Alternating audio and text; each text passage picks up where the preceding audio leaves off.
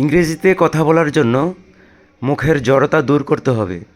আর মুখের জড়তা দূর করার জন্য কিছু সিম্পল ইংরেজি বাক্য বারবার প্র্যাকটিস করতে হবে। যেমন আই গো টু স্কুল, আমি স্কুলে যাই। I don't go to school, আমি স্কুলে যাই না। Do I go to school, আমি কি স্কুলে যাই? Don't I go to school, আমি কি স্কুলে যাই না? Why do I go to school, আমি কেন স্কুলে যাই? Why don't I go to school, আমি কেন স্কুলে যাই না?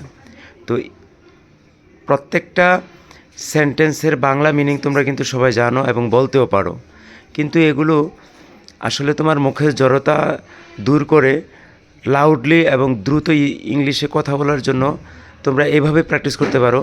যেমন আই গো টু স্কুল, আমি স্কুলে যাই। I don't go to school, আমি স্কুলে যাই না। Do I go to school, আমি কি স্কুলে যাই? Don't I go to school, আমি কি স্কুলে যাই না? Why do I go to school, আমি কেন স্কুলে যাই? Why don't I go to school, আমি কেন স্কুলে যাই না? ঠিক তেমনই আবার সিম্পল 6টি বাক্য নিবা, এভাবে প্র্যাকটিস করো সারাদিনে। ন্যূনতম 10 মিনিট টাইম দাও, দেখবা দৈনিক এভাবে ক্রমান্বয়ে প্র্যাকটিস করলে তোমাদের মুখের জড়তা দূর করে যাবে এবং ইংলিশের স্পিকিংয়ের জন্য খুব লাউডলি কথা বলতে পারবে। তো ধন্যবাদ সকলকে।